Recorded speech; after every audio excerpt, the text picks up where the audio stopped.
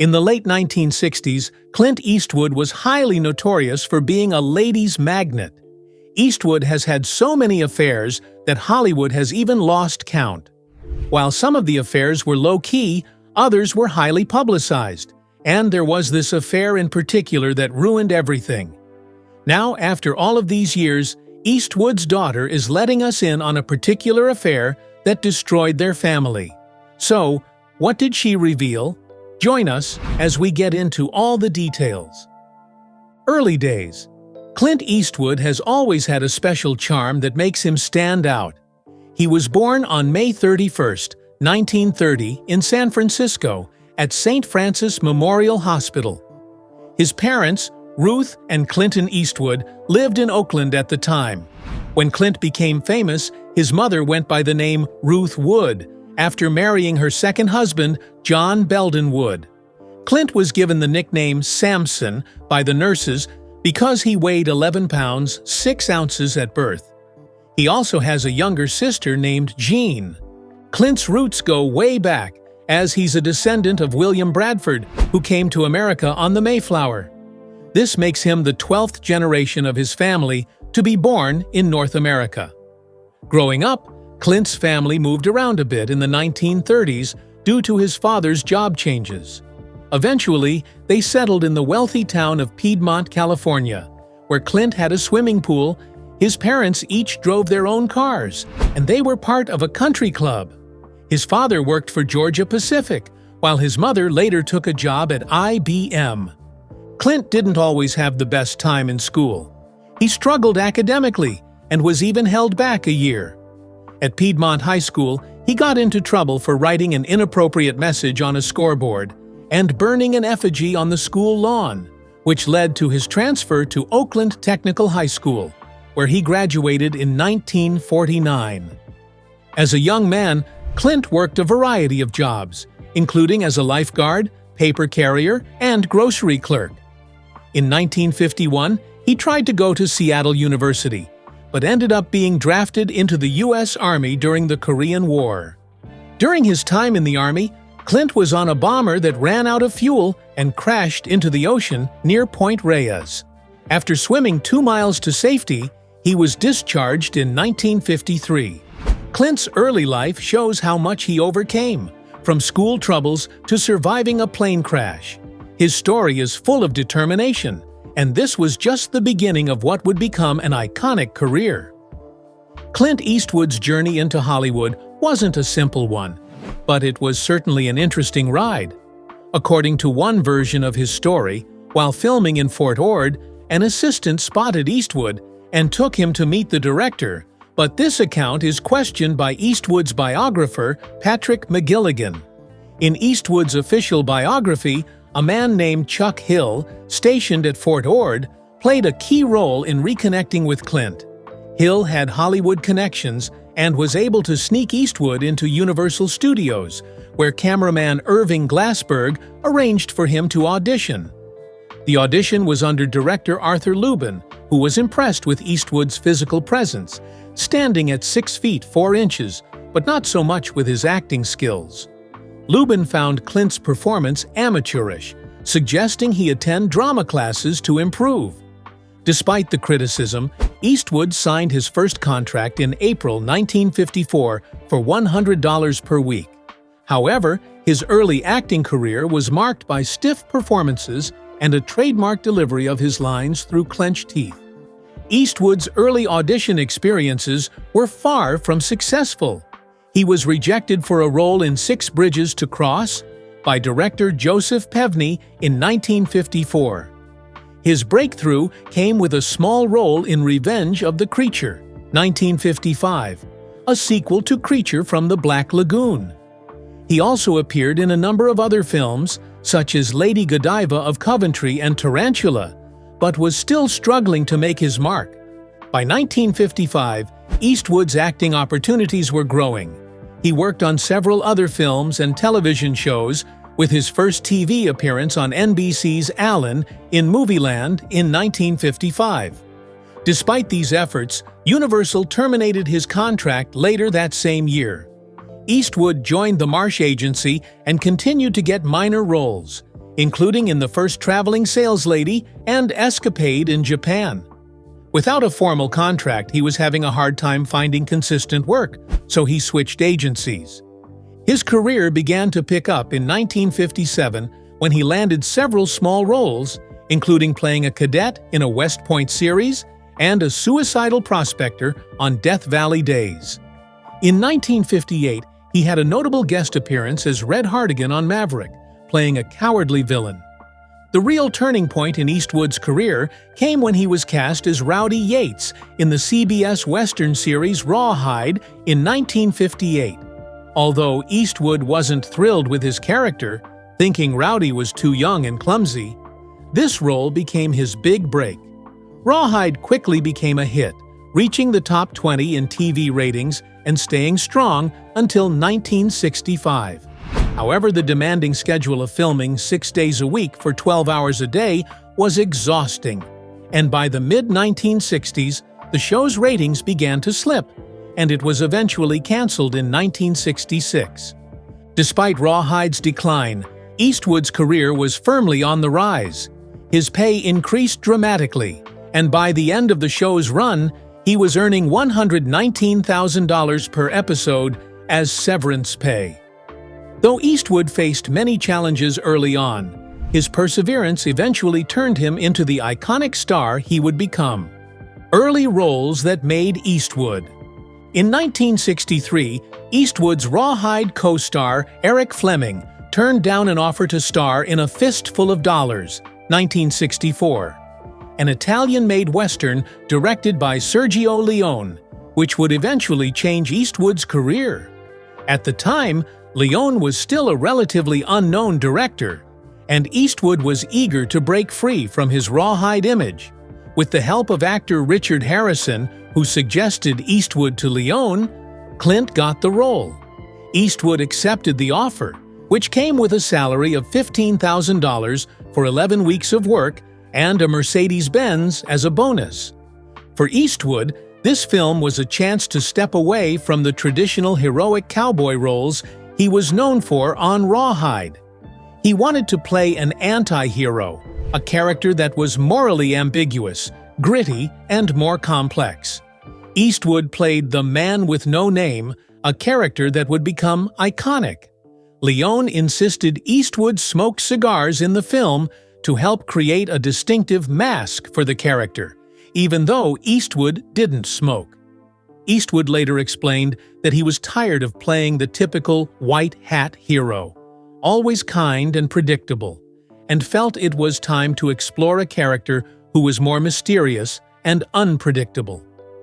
A Fistful of Dollars became a landmark in the spaghetti western genre, offering a darker, more lawless portrayal of the Wild West.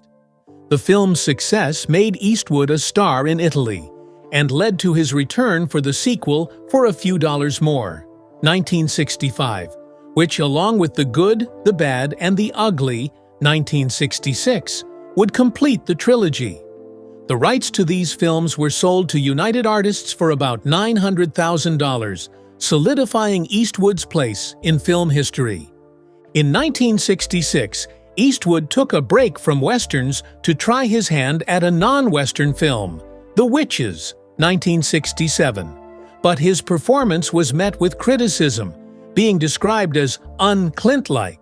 However, he quickly returned to the western genre, starring in The Good, the Bad, and the Ugly, 1966, where he reprised his role as the mysterious man with no name. The film became a classic, though Eastwood's performance, while iconic, was not universally praised at first. Some critics described the film as too expensive and criticized the acting, though others appreciated Eastwood's cool demeanor. The Good, the Bad, and the Ugly became the highest-grossing film of the trilogy, earning $8 million in rental earnings. Although these films were a hit with audiences, they initially faced harsh reviews in the U.S. Critics were divided, with some calling them poorly acted, while others recognized the film's visual brilliance, particularly Leone's cinematography. With his rising stardom, Eastwood moved on to new projects. In 1968, He starred in Hang 'em High, a revisionist western that marked a new chapter in his career. Eastwood played a man seeking revenge after being wrongfully lynched by vigilantes. The film was a commercial success, earning Eastwood $400,000 and 25% of its net box office earnings, further cementing his reputation as a Hollywood star. The many affairs of Clint Eastwood. Clint Eastwood's love life has certainly kept the public's attention over the years. When he first arrived in Hollywood in the 1950s, Eastwood was newly married to his first wife, Maggie Johnson. This marriage would remain his longest relationship, though it wasn't without its difficulties. The couple's relationship saw its share of ups and downs, including some infidelities on Eastwood's part.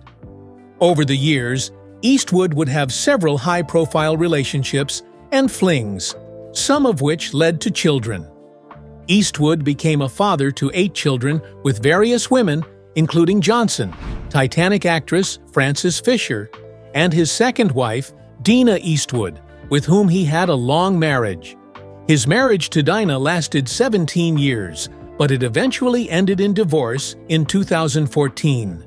However, love would find its way back into Eastwood's life when he began dating Christina Sandera around 2015. Sadly, Eastwood announced her death on July 18, 2024, sharing, "Christina was a lovely, caring woman, and I will miss her very much." Eastwood's journey with Maggie Johnson began in May 1953, when she was a student at the University of California, Berkeley. At the time, Eastwood had just been discharged from the military and was planning to attend Los Angeles City College. He visited a friend in San Francisco who set him up with Johnson, even though she was already dating someone else. Johnson recalled the moment fondly, describing how she was struck by Eastwood's looks when she saw him for the first time.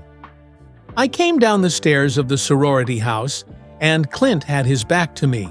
When he turned around, I was amazed at what he looked like," she said, noting that his understated charm immediately appealed to her.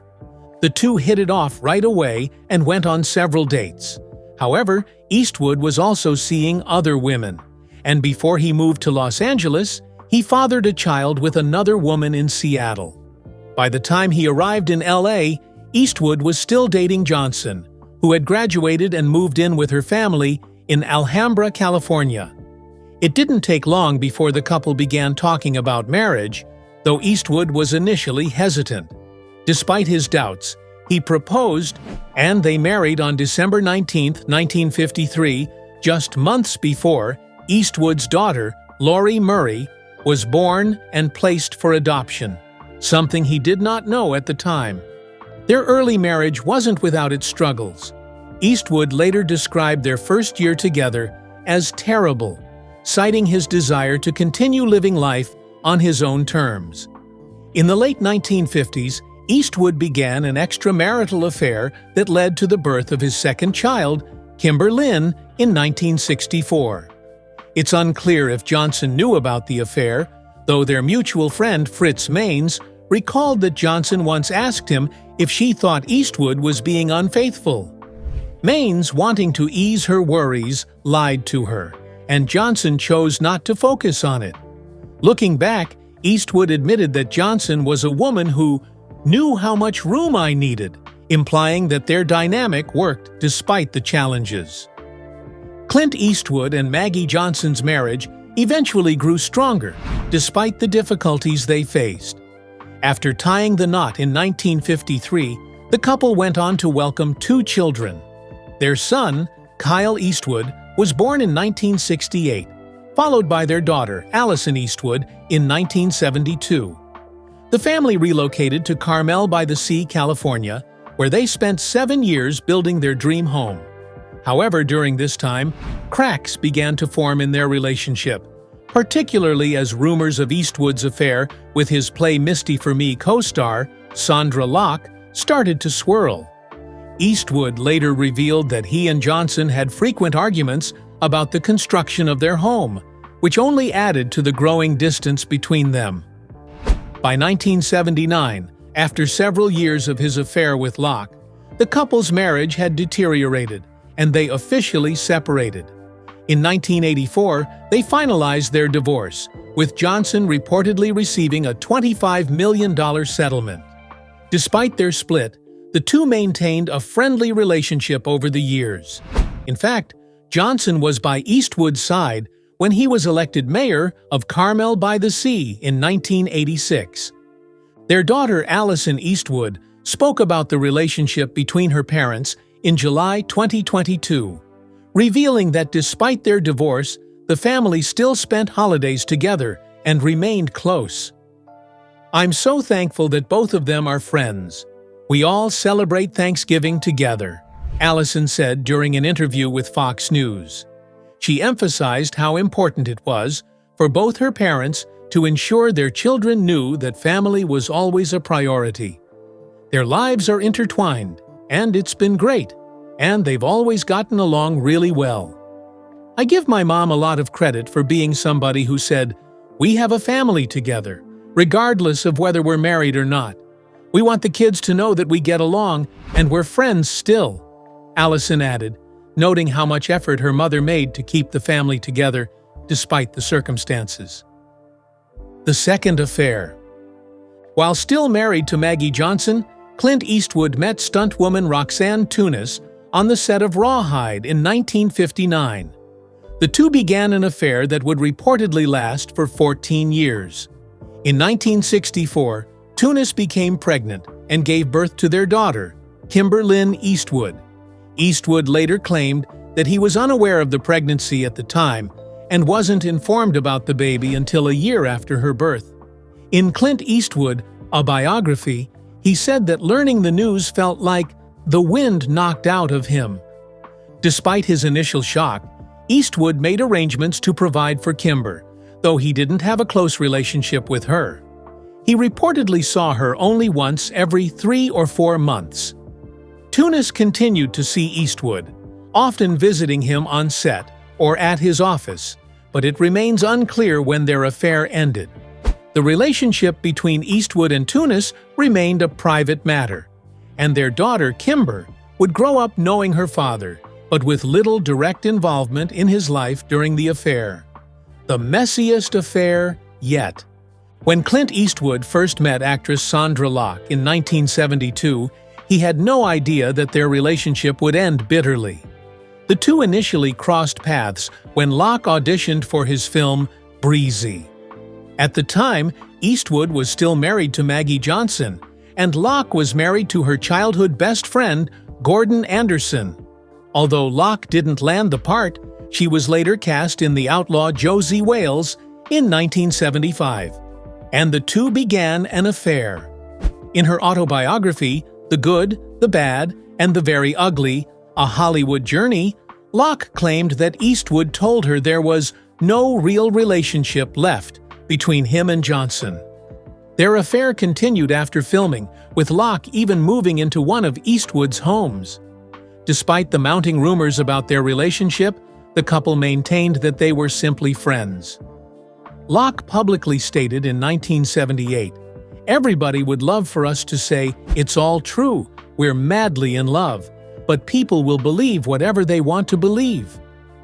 By 1979, Eastwood and Johnson had separated, and Locke alleged that during their relationship, she had undergone 2 abortions and a 2-ball ligation because Eastwood didn't want more children. However, Eastwood denied these claims. As the years passed, the relationship between Eastwood and Locke grew increasingly toxic. While Locke remained married to Anderson in a platonic relationship, Eastwood's affairs with Jocelyn Reeves and Frances Fisher added further strain to the relationship. By 1989, the couple were barely seeing each other, and Eastwood allegedly moved all of Locke's belongings into storage and changed the locks on their home. In response, Locke filed a palimony lawsuit seeking $1.3 million from Eastwood, as well as several properties they had shared. The lawsuit was delayed for over a year while Locke was undergoing treatment for breast cancer. Finally, in 1990, Eastwood and Locke reached a settlement. Eastwood secured her a $1.5 million development deal at Warner Brothers, gave her the house where Anderson lived, and agreed to pay her $450,000 plus monthly support. However, in 1995, Locke filed another lawsuit, accusing Eastwood of fraud and breach of financial duty. She alleged that all the projects she had brought to Warner Brothers were rejected, claiming that Eastwood had deliberately kept her from working. The two eventually settled out of court in 1996. Locke died in 2018 from cardiac arrest due to complications from breast and bone cancer. She and Anderson remained married and close until her death. Reflecting on her relationship with Eastwood, Locke expressed regret, saying, "My biggest misfortune, my greatest regret, is that I wish I'd cut my time with Clint in half. I wish I'd found a way. I'd understood who he was and where it would end 5 or 6 years earlier, so I could have gotten on with things." Eastwood and Jocelyn Reeves. While Clint Eastwood was still dating Sondra Locke, he met flight attendant Jocelyn Reeves. Although details about their relationship remain scarce, they had 2 children together. In 1986, Reeves gave birth to their son, Scott Eastwood, followed by their daughter, Catherine Eastwood, in 1988. In late 1988, while still involved with Locke and having an ongoing affair with Reeves, Eastwood met actress Frances Fisher. The two first encountered one another when Fisher was cast in Pink Cadillac, although they didn't meet until the film's pre-production party. Fisher later described it as love at first sight when she entered the room on roller skates and saw Eastwood. She recalled in Clint Eastwood, a biography, that his presence was magnetic. "He looked right at me, the way he does every other woman in the world, but it got to me too. When he turns it on, he can turn it on, and I just went, oh my God, look at that." The two spent time together throughout filming and later in Los Angeles when the production wrapped. By late 1989, Eastwood and Locke's relationship had ended, and Fisher was surprised to learn about their split, as Eastwood had not mentioned it to her. The pair quietly began dating and eventually moved in together. By 1992, they were attending red carpet events as a couple, with Fisher describing their relationship as steady, serious, and "we have a lot of fun." Fisher also mentioned in Eastwood's biography that everything seemed perfect as long as she believed he was being faithful. In August 1993, Eastwood and Fisher welcomed their daughter, Francesca Ruth Eastwood. They experienced what Fisher described as a miraculous period of family time together. However, by the end of 1993, their relationship began to unravel. Personal conflicts, Fisher discovering that Eastwood had children with Jocelyn Reeves, and paparazzi photos of Eastwood kissing another woman led to tensions. Fisher moved into the guest house, and by the spring of 1995, they had fully separated. In a 1995 interview with the LA Times, Fisher reflected on their split, stating, "With relationships, with people, you're attracted to somebody for a reason. You follow it through, and if you can't get past the honeymoon stage and get into the deeper meanings of why you're together, you're doomed to just stop when things start getting tough." Despite their separation, Eastwood and Fisher have remained on good terms. In 2004, Fisher told SF Gate, "I believe when you have loved someone, if you don't destroy it with pettiness, then the love is always there." Eastwood and Dina. While Clint Eastwood was dating Frances Fisher, he met news anchor Dina Eastwood, née Dina Ruiz, who was a local to Carmel by the Sea. The two first crossed paths in 1992 when Dina interviewed Eastwood. Later, they met again at a local event. "We got along really well, and I guess we flirted a little bit because she took the film back to KSBW, and one of her associates said, 'You're going to marry him,'" Eastwood recalled in Carmel magazine. "Then we were attending a function out at Spanish Bay, and one of the hosts said, 'Do you mind sitting with Dina Ruiz?' I said, 'No, Not at all. We ended up holding hands and doing all that kind of nonsense. In early 1995, they were photographed kissing at a golf tournament, though they didn't officially become a couple until after Eastwood and Fisher had split. By September 1995, Eastwood proposed to Dina, and the following December, they went to a courthouse in Haley, Idaho, to get their marriage license. In March 1996, while Dina was on a girls' trip to Las Vegas, Eastwood arranged a wedding ceremony at his friend Steve Wynn's estate. In just 48 hours, the wedding was planned, and the couple exchanged vows. Dina later told people it was her dream wedding. Soon after their wedding, Eastwood and Dina found out they were expecting their first child. In December 1996, they welcomed their daughter, Morgan Eastwood. The couple remained married and raised Morgan together. In a 2007 interview with Carmel magazine, Dina reflected on their relationship, saying that the longest they had ever spent apart was maybe 10 days. She admired how Eastwood was the least pretentious person she had ever met, and how he cared deeply about nature. He's one of those people who takes bugs outside. I call him St. Francis of Assisi, she said. In 2012, Eastwood and Dina appeared on the reality show Mrs. Eastwood and Company, which focused on Dina's life with Morgan and her stepdaughter Francesca. Eastwood only occasionally appeared on the show. Sources later told People that Eastwood was furious about the series, as it went against everything he stands for. By June of that year, amid the airing of the show, Eastwood and Dina's marriage began to unravel. They were still living in the same house, but they were reportedly sleeping in different rooms. Dina began spending time with her old friend, Scott Fisher, who was going through a divorce. While Dina insisted her relationship with Scott was platonic, his ex-wife, Erica Fisher, grew concerned and contacted Eastwood in early 2013. By March 2013, Eastwood began dating Erica Fisher, which shocked Dina. Dina filed for legal separation in September 2013, seeking joint custody of Morgan and spousal support.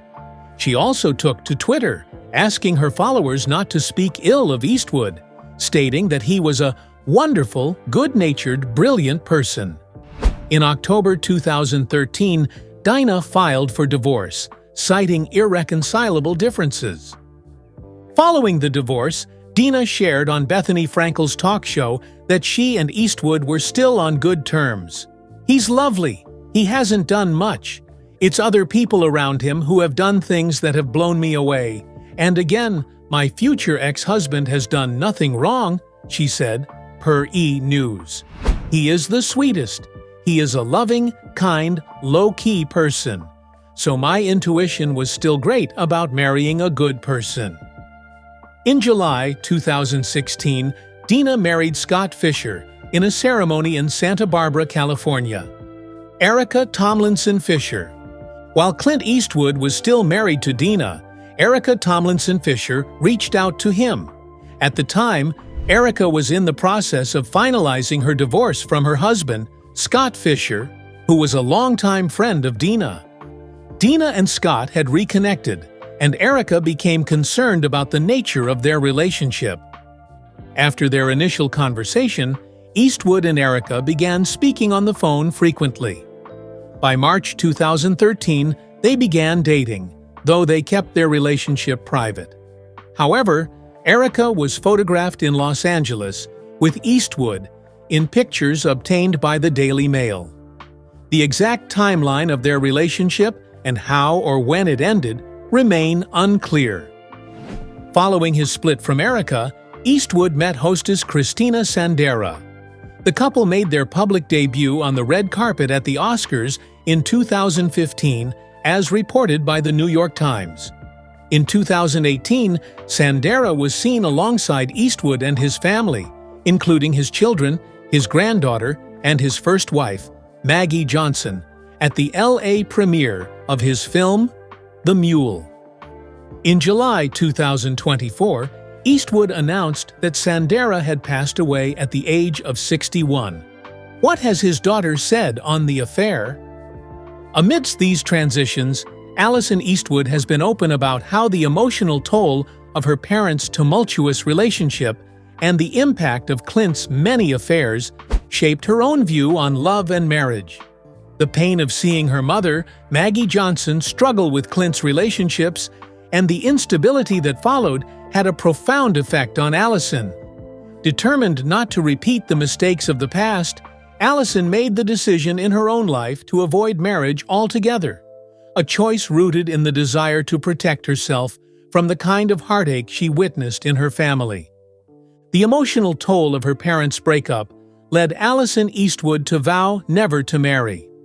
Watching her mother, Maggie Johnson, suffer through her father's many relationships and complicated love life, Allison made the decision to avoid repeating that kind of heartbreak. Allison's childhood was marked by the absence of her father, Clint Eastwood, due to his workaholic nature.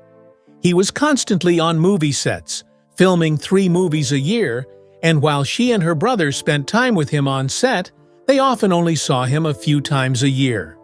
Though he was a constant presence in their lives, Clint was not the most affectionate father, and Allison found herself longing for more closeness. When her parents' marriage ended, Allison struggled with the emotional fallout. Clint's departure from Maggie for actress Sondra Locke was painful for her to witness. Seeing her mother devastated by the affair, and divorce had a lasting effect on Allison.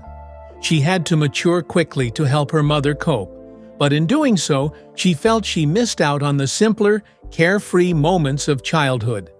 As a child, Allison found herself questioning her role in the breakup.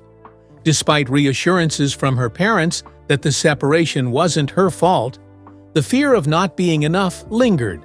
She couldn't help but internalize the split, feeling rejected and questioning her self-worth. The divorce had a lasting impact on her self-esteem, as she struggled with the notion that perhaps her existence wasn't enough to keep her family together. Fidelity and honesty became core values for Allison in her own relationships, and she found herself gravitating toward the opposite of her parents' history. She had learned from their experience, and it shaped how she viewed romantic connections. Allison's journey through her parents' divorce also influenced her career. She and her brother spent much of their time on movie sets with their father, and that exposure to the film industry led her to pursue a career in acting, which later evolved into producing and directing. Despite her proximity to fame, Allison struggled with confidence in her acting. She admitted that she might have the talent, but without the confidence to fully put herself out there, she found it hard to succeed in that realm. That lack of confidence, she believed, stemmed from the instability she experienced growing up, as well as the pressure to live up to her father's towering legacy. As Clint Eastwood's daughter, she was constantly in the spotlight, and that spotlight made it difficult to carve out her own identity without the weight of expectations. During her teenage years, Allison Eastwood struggled with the emotional fallout from her parents' divorce. At the age of 6, she didn't fully understand infidelity, but as she grew older, she became angry about it. This resentment fueled a rebellious phase in her life. She lashed out by skipping school, partying excessively, and dating older men. Typical behavior of a teenager trying to cope with internal turmoil. Despite staying in touch with her father, she still felt the absence of his presence in her life. Without 2 hands-on parents, Allison often found herself getting into trouble, likely as a way to grab attention. It wasn't until Allison turned 20 that she decided to turn her life around. She made the conscious choice to stop dwelling on the past, to let go of the anger, and to focus on the present and future. By that time, her family had moved on. Her mother remarried and later divorced, and they had all grown and changed. The family came together to discuss the past, and her parents encouraged her not to take their split personally. Clint Eastwood, her father, had become more open and honest with her, and their relationship became more genuine over time. Allison was able to form a strong, healthy bond with both of her parents, and she grew to appreciate their honesty. Despite moving forward, the scars from the past remained. Now 39, Allison is still unmarried and has no desire to have children, a decision influenced by her experiences growing up. She acknowledges that the fear of repeating her parents' mistakes, particularly in raising children, lingers in her. She recalls the little girl inside her who feared the damage that could come from bringing a child into a complicated situation. While she's in a loving, committed relationship with her boyfriend, a sculptor, they've chosen not to marry or have children. Both come from broken homes, and they share an understanding of the importance of fidelity and honesty. The couple is engaged, but they've decided against the legal formality of marriage, opting instead for a commitment that doesn't come with the pressure of societal expectations. Animals have been a source of healing for Allison, a way to ground herself and escape the chaos of her childhood. She grew up riding horses, and that connection with nature became her way of finding peace. She's adopted a variety of animals over the years: 3 dogs, 2 cats, 3 rabbits, and even a pet rat that was meant to be snake food.